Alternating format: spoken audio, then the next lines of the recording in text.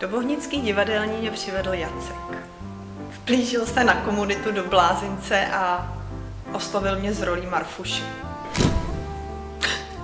Promiň. Moje okolí si možná nikdy nepomyslelo, že budu mít rodinu, práci v sociálních službách, která mě naplňuje. Divadlo je čistě moje věc, rozjímání. Život je prázdný. Kolem jenom soumrak a trápení. Stále ta bouřka a kapky deště stékají. Nepovedlo se mi dotáhnout vysokou a naučit se pořádně hrát na kytaru. Vzpomínky.